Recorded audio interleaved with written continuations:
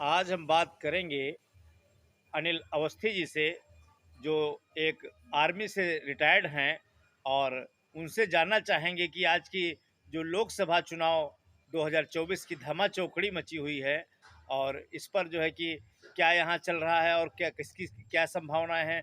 लोग बड़ी बड़ी लंबी लंबी हाँक रहे हैं, एक दूसरे की बुराई करने में या किसी की आलोचना करने में बिल्कुल पीछे नहीं हट रहे हैं। ऐसे ही एक रायबरेली सीट जो प्रतिष्ठित मानी जाती है, हम उसके बारे में जो है बात करेंगे और वो बताएंगे रायबरेली में क्या चल रहा है, वास्तविकता वैसे क्या है अवस्थी जी।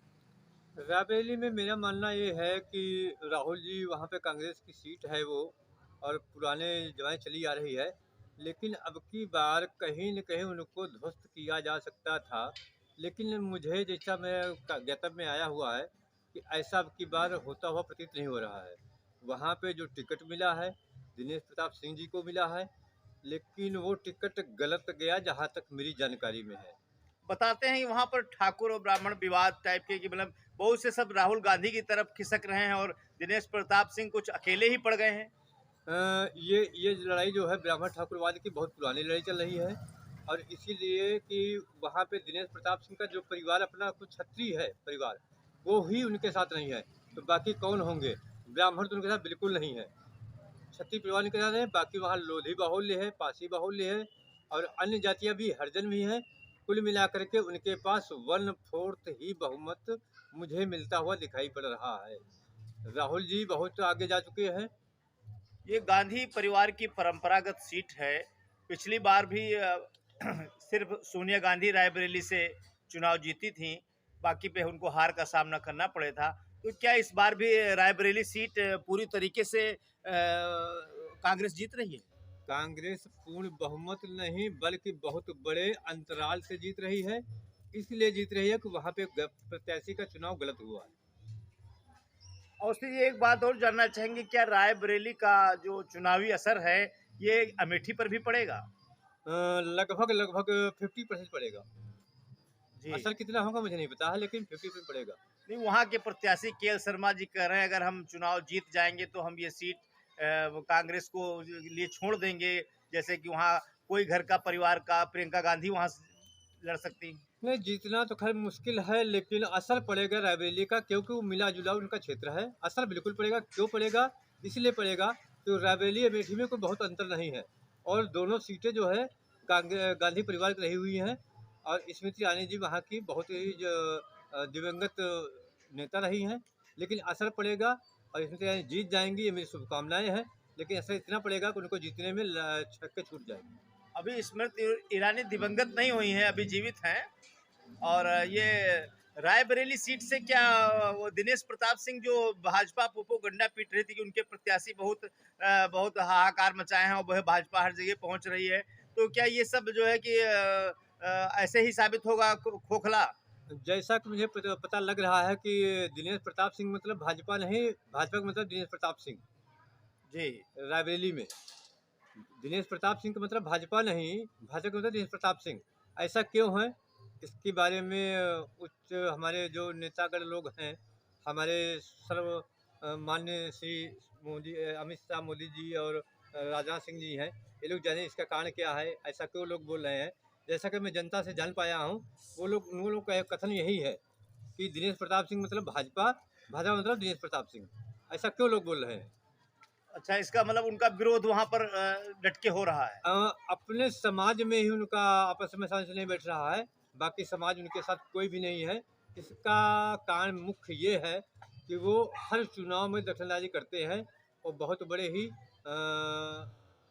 अंतर विरोधी इंसान, मतलब कि इधर इधर की उधर करने वाले हैं। हर चुनाव में उनको दिखाई पड़ता अपना स्वार्थ। किसको? दिनेश प्रताप सिंह जी को। अच्छा, और एक बात करना चाहेंगे, ये लखनऊ से भी उत्तर प्रदेश की राजधानी है और यहाँ पर भी काफ़ी धमाचौकड़ी मची हुई है।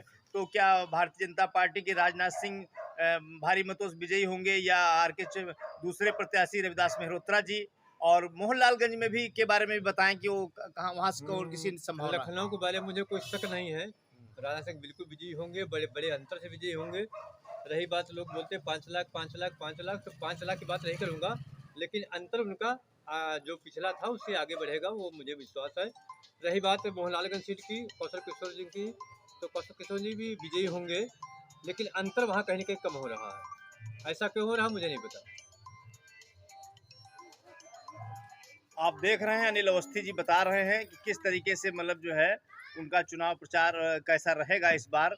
और एक सीतापुर भी जनपद बगल में है और वहाँ का भी अभी अभी योगी जी कल ही उनकी सिधौली जनसभा लगी है, परसों सीतापुर लगी हुई थी, वहाँ प्रधानमंत्री भी अभी हरगांव आए थे और मिश्रिख भी सुरक्षित सीट है। तो इन दोनों सीटों पर क्या संभावना रहेगी?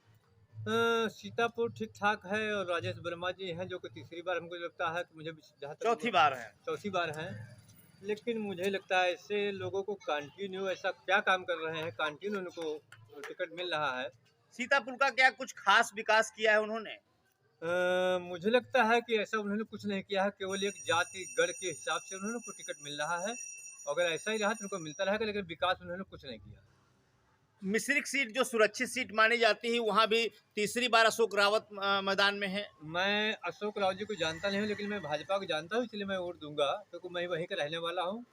और तीसरी बार उनको टिकट मिला हुआ है और उनको कोई विकास नहीं, कहीं कोई जनता उनको जानती नहीं है, लेकिन केवल भाजपा के नाम से, मोदी जी के नाम से उनको वोट मिल रही है। जीत जाएंगे ऐसा मेरा मानना है, लेकिन ये सब टिकट जो मिले हैं गलत मिले हैं।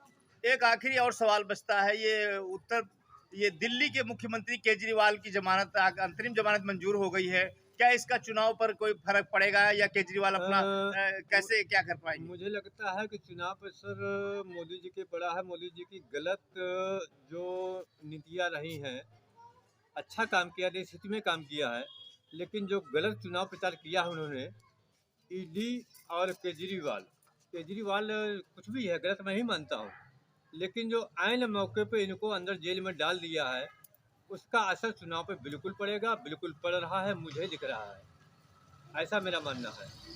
आप लोग देख रहे हैं इस समय अनिल अवस्थी जो रिटायर्ड आर्मी से हैं, वो हकीकत बयान कर रहे हैं।